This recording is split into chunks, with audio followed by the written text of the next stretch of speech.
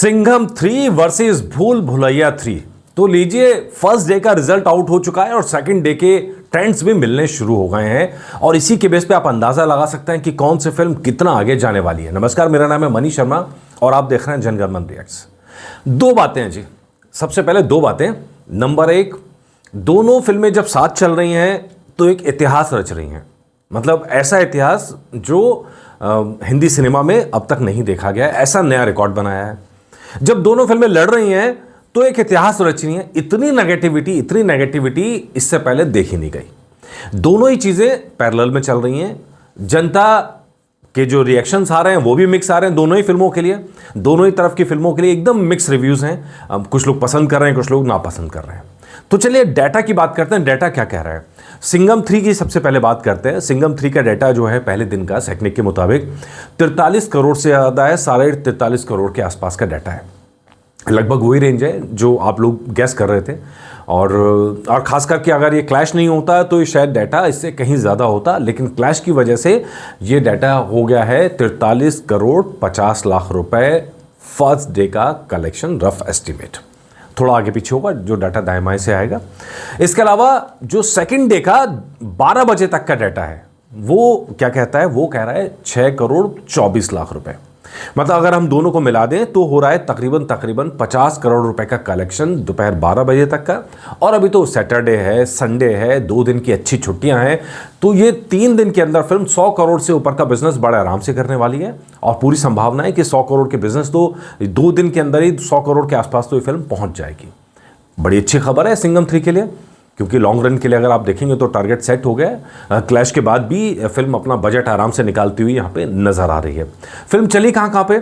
महाराष्ट्र में चली है, गुजरात में चली है। महाराष्ट्र में तो मराठा फैक्टर है ही, गुजरात में खूब चली है, राजस्थान में चली है, बिहार में चली है, महाराष्ट्र के विदर्भ में, साउथ ईस्टर्न एमपी में और छत्तीसगढ़ के अंदर ये फिल्म इसने यहाँ बहुत अच्छा परफॉर्मेंस किया। दूसरा आप सब जानते हैं बड़ी पीवीआर आइनॉक्स इसको डिस्ट्रीब्यूट कर रहा है, तो मल्टीप्लेक्सेस के अंदर सिंघम 3 का आपको ज़्यादा जोर दिखाई देगा, ज़्यादा शोज आपको दिखाई दे रहे होंगे। ये तो हो गई बात सिंघम 3 की। लेकिन अब क्या भूल भुलैया 3 पीछे है? ना जी ना, भूल भुलैया 3 पीछे नहीं है, ज़बरदस्त टक्कर दे रही है। कम स्क्रीन होने के बाद भी ज़बरदस्त टक्कर दे रही है।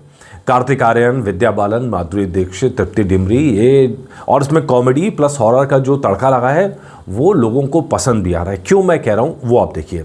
पहले दिन का जो टारगेट है, इसका जो कलेक्शन है वो 35 करोड़ से ऊपर का है, 35 करोड़ 50 लाख।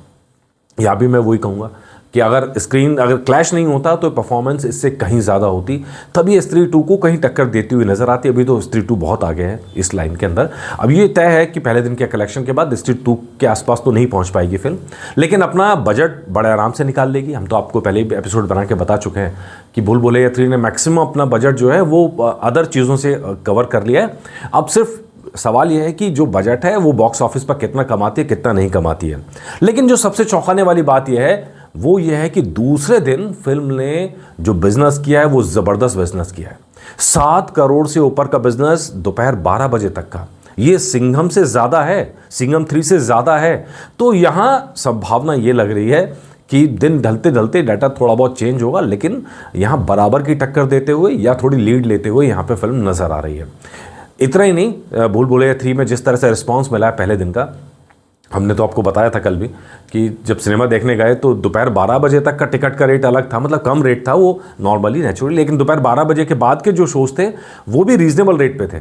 लेकिन डिमांड देखते हुए रेट ऐसे इंक्रीज़ किए गए कि आग लग गई रेट्स के अंदर। उसके बाद भी बहुत दिनों बाद में हाउसफुल के बोर्ड दिखाई दिए, है ना, बुक माई शो पे ऑरेंज कलर दिखाई दिया। इतना अच्छा लगता है, अगर सिनेमा प्रेमी अगर आप हैं और सिनेमा की भलाई सोचते हैं तो इतना अच्छा लगता है कि दोनों ही फिल्मों के अंदर ये आपको नजर आया।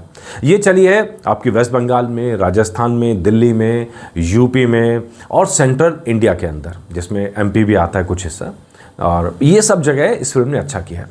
तो अब ये जहाँ तक कंपटीशन की बात है तो दोनों फिल्में अच्छा कर रही हैं और उम्मीद करते हैं कि दोनों फिल्म यहाँ बॉक्स ऑफिस से प्रॉफिट भी निकाल के लेके जाएं। लेकिन जब नेगेटिविटी की बात आती है तो मैंने आपको कल भी कहा था, ऐसा लग रहा है कि भयंकर तरीके से दोनों ही फिल्मों के खिलाफ पेड पीआर चल रहा है। और मतलब ये बात मुझे अच्छी नहीं लगी, क्योंकि कई सारे बोर्ड्स भी एक्टिव नज़र आ रहे हैं, चाहे यूट्यूब हो चाहे दूसरी जगह हो, जो अगर आप कोई भी वीडियो बनाएंगे तो उस पर आपको दोनों तरह की चीज़ें आपको दिखाई दे जाएंगी। फैंस भी नज़र आएंगे और विरोधी भी आके नज़र आएंगे। तो ये एक पार्ट हो गया जो मतलब पर्सनली मैं कह रहा हूँ मुझे बहुत अच्छा नहीं लगा। लेकिन जब सिनेमा की अगर आप ताकत देखें, अगर ये मिलजुल के चलते हैं, यहाँ पे इतनी नेगेटिविटी ना होती तो बिजनेस और बढ़ता। दूसरी चीज़ यहाँ पे आप देखिए, दोनों का अगर कलेक्शन देखेंगे तो 79 करोड़ होता है, 79 करोड़। ये इंडियन सिनेमा में लग रहा है कि मतलब फुल ऑक्यूपेंसी, अगर आप कहें तो ये फुल ऑक्यूपेंसी का रिजल्ट है। मतलब खूब इतने ऑरेंज में या इतने हाउसफुल या इतने फिलिंग फास्ट आपको पहले कभी नहीं दिखाई दिए होंगे इतने पूरे लंबे अरसे के अंदर। क्योंकि अगर एक फिल्म आती है तो एक फिल्म के लिए आप एग्जांपल के तौर पर मैं हमेशा बोलता हूँ कि जैसे बाल्टी भरने का होता है ना, तो अब यहाँ 2 बाल्टियाँ हैं और दोनों बाल्टियाँ भरी हुई नज़र आ रही हैं, तो this is the good news basically. चलिए, हम तो दोनों फिल्मों को कहते हैं कि दोनों फिल्में चलें, अच्छा सिनेमा चलना चाहिए। हालांकि दोनों फिल्मों में कमियां हैं, ऐसा नहीं है कि दोनों फिल्में परफेक्ट हैं, दोनों फिल्मों के प्रोज भी हैं, कॉन्स भी हैं, लेकिन जैसी आपकी इच्छा, ये तो आपका रिजल्ट है, हमारा नहीं है। अपडेट आपके लिए लाते रहेंगे। नमस्कार।